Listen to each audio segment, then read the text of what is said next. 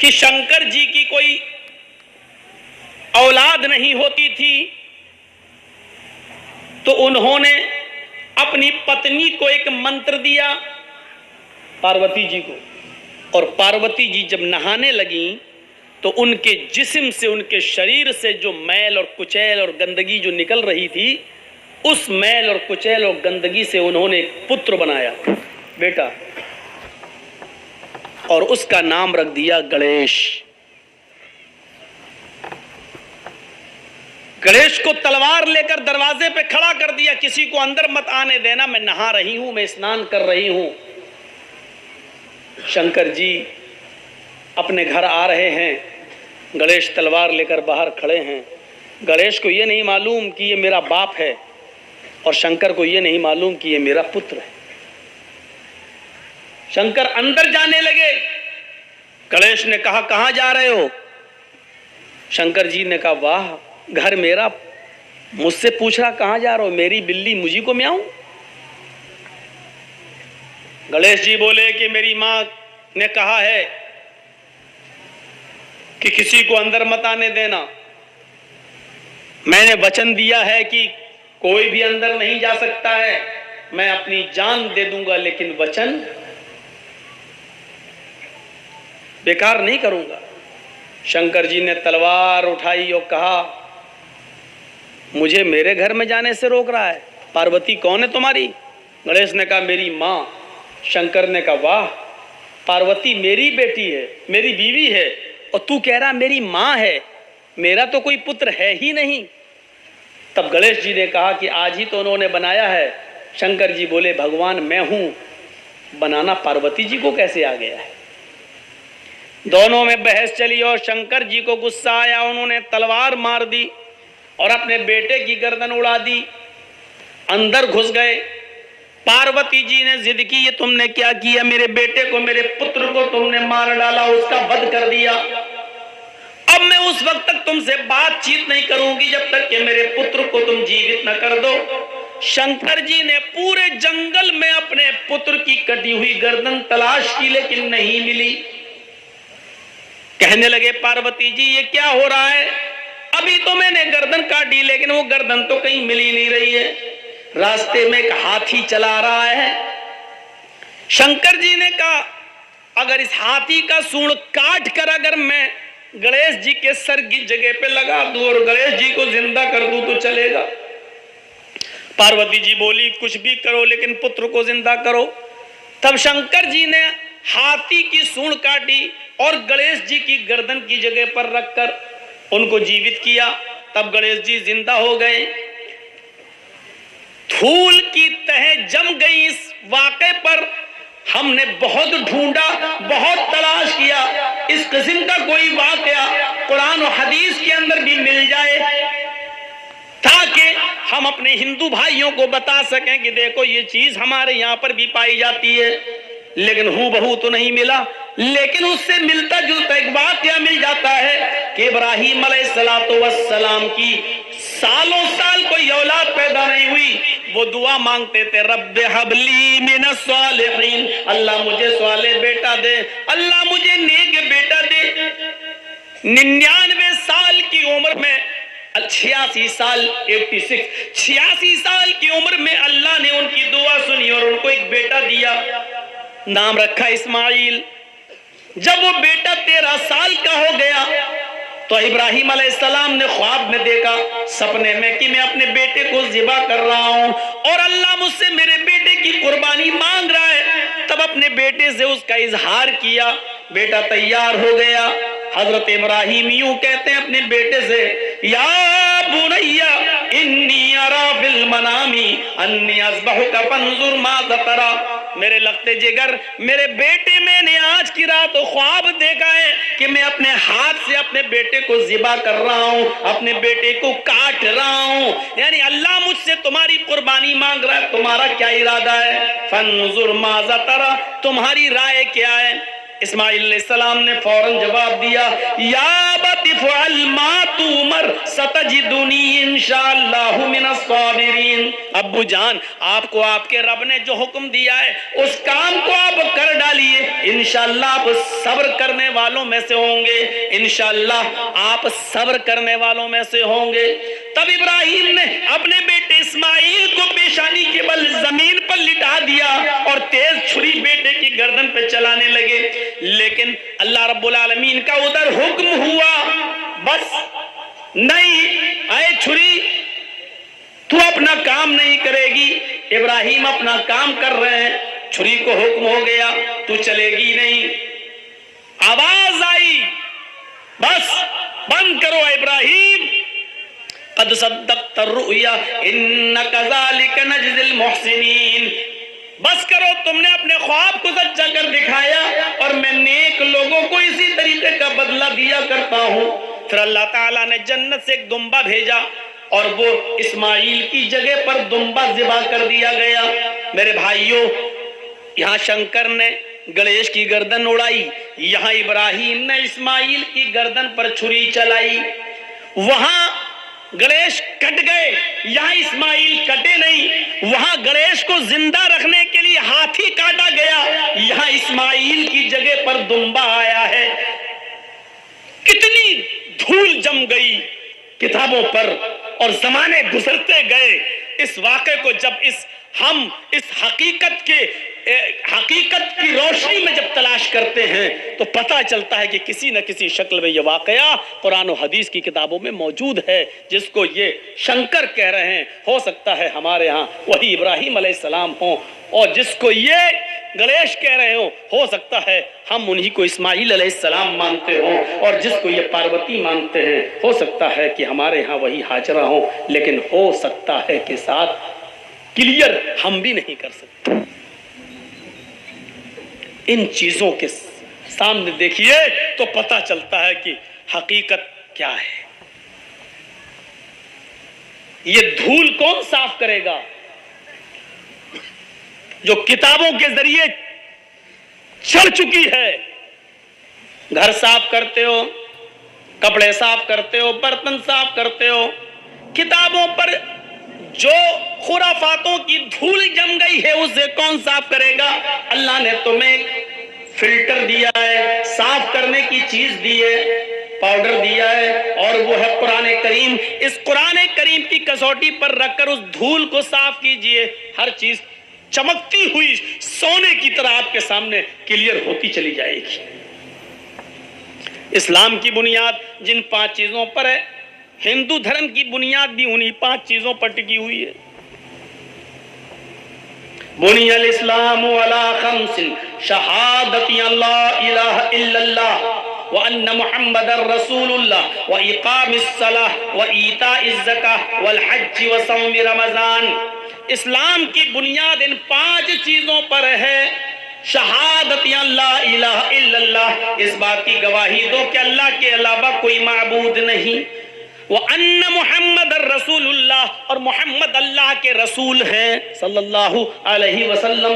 व इकामिस सलाह, और नमाज कायम करो। व ईताइज ज़काह, और ज़कात अदा करो। वल हज, और हज करो। व सौम रमजान, और रमजानुल मुबारक के पूरे महीने के रोजे रखो। ये इस्लाम की बुनियाद है। इस्लाम की बुनियाद जिन 5 चीजों पर है, महाभारत उसी को यूं कहती है, सनातन धर्मम पंचम वस्तु अस्ति प्रथमा वस्तु एकम ब्रह्मादित्य नास्ति नास्ति किंचन द्वितीय वस्तु षष्ठांग कर्तव्या तृतीय वस्तु दानम दीक्षिता चतुर्थ वस्तु वरधारी पंचम वस्तु तीर्थ यात्रा कर्तव्या। यही सनातन धर्म की बुनियाद बताई गई। कृष्ण जी कह रहे हैं अर्जुन, सनातन धर्म 5 चीजों का नाम है। सनातन धर्म 5 चीजों का नाम है। प्रथमा वस्तु, पहली चीज, एकम ब्रह्मादित्य नास्ति नास्ति किंचन, एक ही ब्रह्मा है, दूसरा नहीं, नेह बिल्कुल नहीं, नाना कतई नहीं, किंचन जरा सा भी नहीं। कृष्ण जी अर्जुन से कह रहे हैं एक ही ब्रह्मांड का रचयिता और रचनाकार है, एक ही ब्रह्मा है, एक ही इस दुनिया का बनाने वाला क्रिएटर ऑफ यूनिवर्स एक ही है, द्वितीय नास्ते, दूसरा नहीं। इस विश्व का निर्माण करता एक ही है, इस विश्व का बनाने वाला एक ही है, इस महान जगत का स्वामी एक ही है, द्वितीय नास्ते, दूसरा नहीं, ने बिल्कुल नहीं, ना ना कतई नहीं, हरगिज नहीं, किंचन जरा सा भी नहीं। ये कृष्ण जी अर्जुन से कह रहे हैं। मोहम्मद रसूलुल्लाह क्या कह रहे हैं? शहादती अल्लाह इलाहा इल्लल्लाह, अल्लाह के अलावा कोई माबूद नहीं। द्वितीय वस्तु साष्टांग कर्तव्य, दूसरी चीज है अर्जुन साष्टांग करो। साष्टांग ये बड़ा अजीब जुमला है। हिंदू लोग आज भी साष्टांग करते हैं, लेकिन उनको खुद नहीं पता ये साष्टांग करते हैं कि 20 टांग करते हैं। सा अष्ट अंग, इसको जब मिलाया जाएगा तो पढ़ा जाएगा साष्टांग। अष्ट के माना संस्कृत में होते हैं 8, सा अष्ट। अब मिलाइए तो पढ़ेंगे साष्ट, सा अष्ट यानी साष्ट, 8 के साथ, 8 के साथ अंग, सा अष्ट अंग, साष्टांग, 8 अंगों के साथ धरती पर रखकर, 8 अंगों को धरती पर रखकर ईश्वर को प्रसन्न करो। 8 अंग जमीन पर रख के कोई बताए? 8 अंग सिर्फ सजदे में होंगे बस, कोई और दूसरी शक्ल है ही नहीं। सजदे में आप जाइए, माथा और नाक कितना है? 2 हाथ कितना? 4, और दोनों घुटना कितना हुआ? 6, और दोनों पैर 8। सा अष्ट अंग। कृष्ण जी कह रहे अर्जुन साष्टांग करो यानी सजदा करो, और खुल के कह दूं नमाज पढ़ो। पहली चीज, इस ब्रह्मांड का रचयिता और रचनाकार एक है, दूसरा नहीं, यानी एक ही अल्लाह इबादत के लायक है, दूसरा नहीं। दूसरी चीज साष्टांग, 8 अंग यानी सजदा करो। आज भी बड़े बड़े जहां गंगा है, बनारस में आ जाइए, इलाहाबाद में आ जाइए, हरिद्वार चले जाइए, पंडित लोग साष्टांग करते, पूरा ऐसे लेट जाएंगे पट। एक दो पंडितों से मैंने पूछा भी था ये क्या कर रहे हो? कहते साष्टांग। मैंने कहा साष्टांग है कि 20 टांग? अंग गिनो कितने हैं? तो कहने लगे फिर साष्टांग क्या हुआ? फिर मैंने बताया कि लहर तुम तो अपने जैसी कहोगे। हक बात तस्लीम कर लेना हर किसी के बस की बात नहीं है, जो जल्दी कबूल कर ले। तुम अपनी मीनिंग से देखो, सा अष्ट अंग, साष्टांग का मतलब ही होता है 8 अंगों के साथ, और 8 अंग सिर्फ सजदे के अंदर होते हैं। तृतीय यहां क्या कहा? इकामिस सला, नमाज पढ़ो। तीसरी चीज इस्लाम ने क्या कही? ज़कात दो, व ईता इस ज़कात दो। और यहां कृष्ण जी क्या कह रहे? अर्जुन दानम दीक्षता, दान दो, दान खैरात करो। यहां ज़कात, वहां खैरात। चतुर्थ वस्तु व्रतधारी, चौथी चीज व्रत, उपास, रोजा। यहां चौथी चीज बसौमी रमजान, रमजान के पूरे महीने का रोजा। वल हज, यहां 5वीं चीज हज, वहां तीर्थ यात्रा कर्तव्य, तीर्थ यात्रा करो। किसी पवित्र शहर में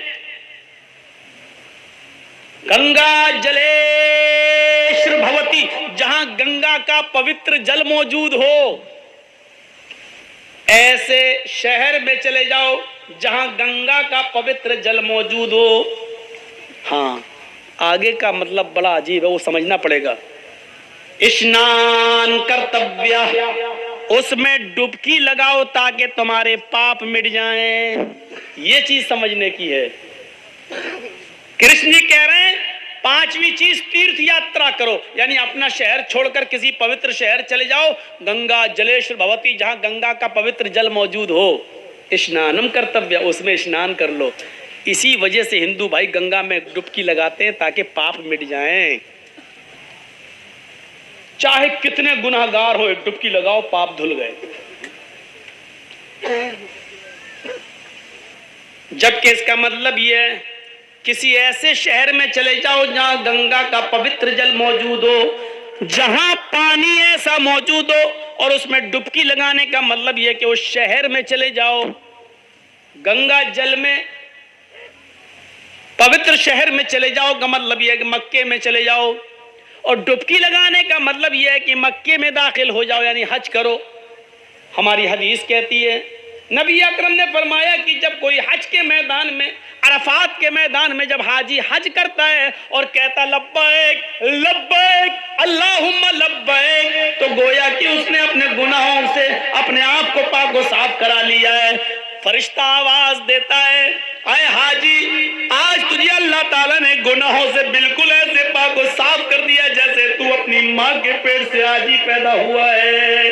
धोबी की भट्टी में जिस तरह कपड़े का मैलू कुचैल साफ हो जाता है, उसी तरीके से तेरा भी, तेरे गुनाह सब मिट गए। अरे हाजी, अपने शहर जाने के बाद, अपने मुल्क में जाने के बाद, अपने गुनाहों से फिर से अपनी जिंदगी को काला और सियाह न कर लेना।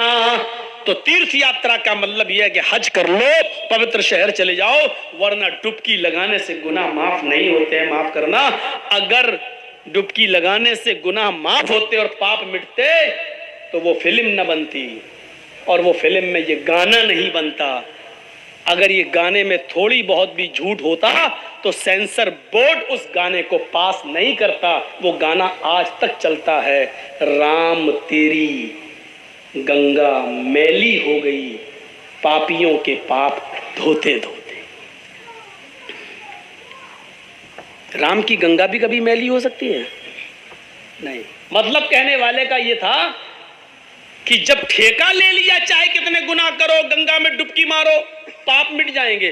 तो गंगाओं में इतने पाप हैं, जो आया गुनाह करके वो डुबकी लगा रहा है, वो तो गुनाह से मिट गया, लेकिन वो गुनाह गंगा में इतने भर गए हैं, अब जो भी डुबकी लगाएगा उसके गुनाह मिटेंगे नहीं, बल्कि जो गंगा में पाप है वो चढ़ेंगे और उसके ऊपर।